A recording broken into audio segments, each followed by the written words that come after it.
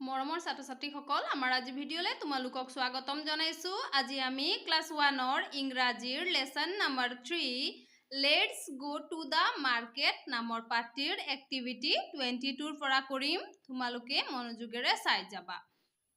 এতিয়া চোৱা এ circle the letters M and M মানে আমি ইয়াত ক্যাপিটেল লেটাৰ্সৰ এম আৰু স্মল লেটাৰ্সৰ এম দেখিলে সাৰ্কেল মানে এনেকুৱা ঘূৰণীয়া দিব লাগিব। এতিয়া চোৱা এটো ক্যাপিটেল লেটাৰ্সৰ এম এটো স্মল লেটাৰ্সৰ এম আমি ইয়াত প্ৰথমতে ক্যাপিটেল লেটাৰ্সৰ এম বিচাৰিম। এতিয়া আমি চোৱাচোন এটা দুটা তিনিটা ক্যাপিটেল লেটাৰ্সৰ এম পাইছো হয়নে গতিকে আমি এই তিনিটাক সাৰ্কেল কৰিব লাগিব। এতিয়া চোৱা আমি তিনিটাক সাৰ্কেল কৰিলো। এতিয়া আমি স্মল লেটাৰ্সৰ এম বিচাৰিম। এতিয়া এটো চোৱা এটা স্মল লেটাৰ্সৰ এম আৰু এটো এটা স্মল লেটাৰ্সৰ এম হয়নে গতিকে আমি দুইটা এমক সাৰ্কেল কৰিলো। এতিয়া ইয়াত চোৱা B circle the letters N and N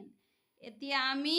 capital লেটাৰ্সৰ এন আৰু স্মল লেটাৰ্সৰ এনক সাৰ্কেল কৰিব লাগিব। এতিয়া প্ৰথমতে আমি ইয়াত কি দেখিলো স্মল লেটাৰ্সৰ এন দেখিলো গতিকে আমি এটো সাৰ্কেল কৰিম। আকৌ আৰু এটা দেখিলো এটো সাৰ্কেল কৰিম। তাৰ পিছত আমি ইয়াত ক্যাপিটেল লেটাৰ্সৰ এন দেখিলো এটুকু সাৰ্কেল কৰিম।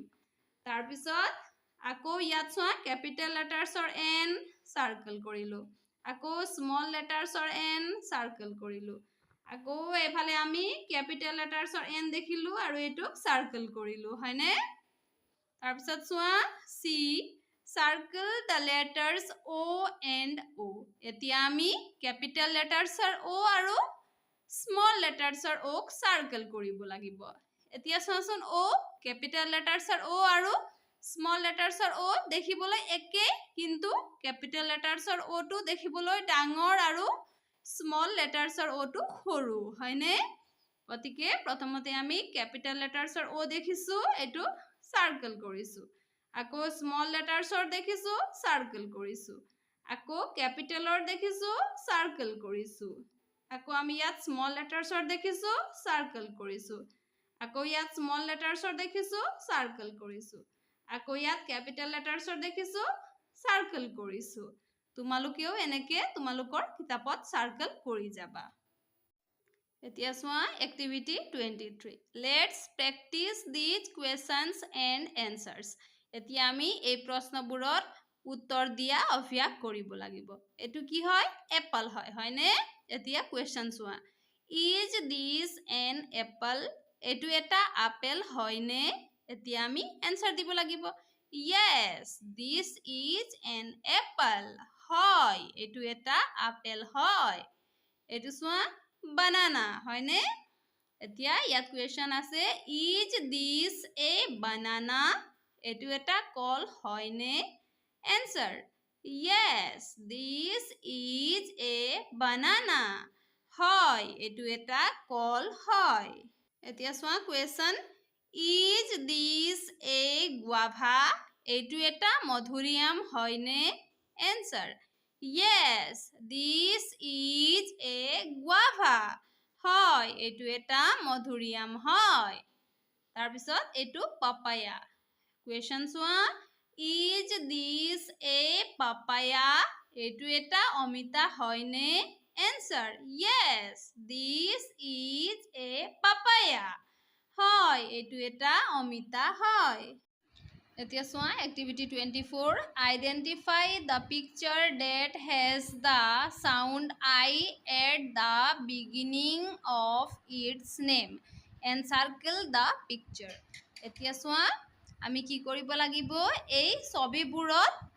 ছবিবোৰৰ নাম আমি যেতিয়া উচ্চাৰণ কৰিম তেতিয়া যদি নামৰ প্ৰথমত যদি আই উচ্চাৰণ হয় তেতিয়াহ'লে আমি সেইটোক সাৰ্কেল কৰিব লাগিব। এতিয়া চোৱা ইয়াত পিকচাৰ কি আছে এইটো কাইট হয়নে কাইট কাইট কওঁতে আমি আই শব্দটো পাইছো হয়নে কাইট সেয়ে আমি এটোক সাৰ্কেল কৰিব লাগিব। কাইট কওঁতে আমি আই উচ্চাৰণটো পাইছো হয় নহয় সেইকাৰণে আমি কাইটক সাৰ্কেল কৰিছো। এতিয়া লেম্প লেম্প কওঁতে আমি আই উচ্চাৰণটো পাইছোঁ জানো নাই পোৱা গতিকে আমি এইটোক চাৰ্কেল কৰিব নালাগে নোজ নোজ কওঁতেও আমি আই পোৱা নাই গতিকে এইটো চাৰ্কেল কৰিব নালাগে কি কি কওঁতে আমি আই উচ্চাৰণটো পাইছোঁ হয়নে সেয়ে আমি ইয়াক চাৰ্কেল কৰিম অউল অউল কওঁতে আমি আই উচ্চাৰণটো পোৱা নাই তাৰপিছত কিং কিং কওঁতে আমি আই উচ্চাৰণটো পাইছোঁ হয়নে কি কওঁতে আমি পাইছোঁ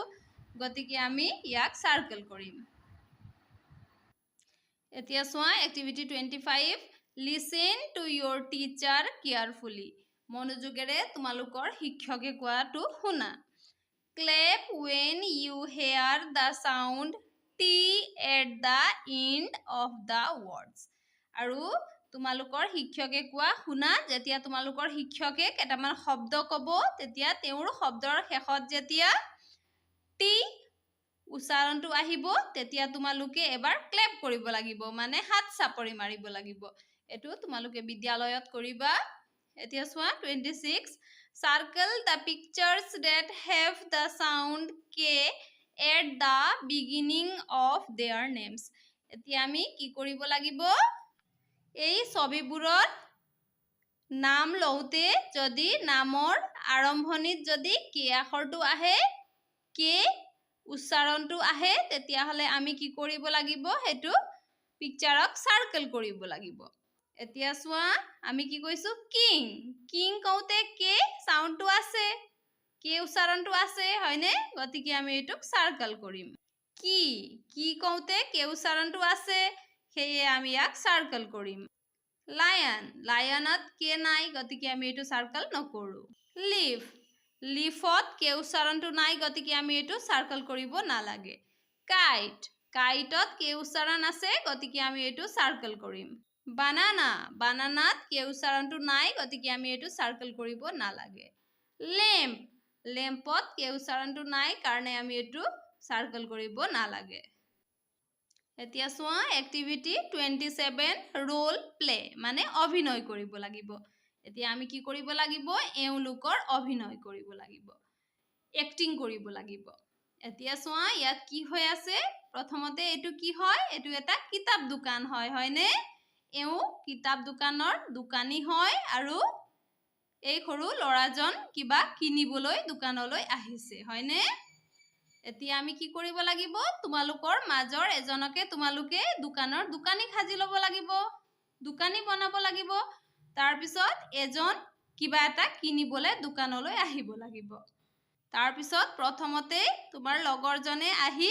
দোকানীজনক ক'ব লাগিব ইয়াত চোৱা নাম্বাৰ 1 লিখা আছে গতিকে এটো প্ৰথমতে হ'ব বিজয় লৰাজনৰ নাম বিজয় বিজয়ে ক'ব হেল্ল আঙ্কেল নমস্কাৰ খুৰা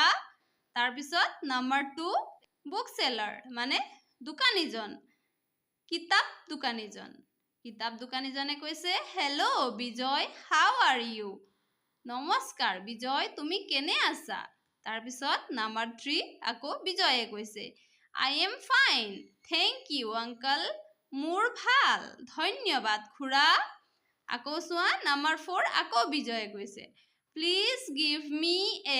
pencil box uncle অনুগ্ৰহ কৰি মোক এটা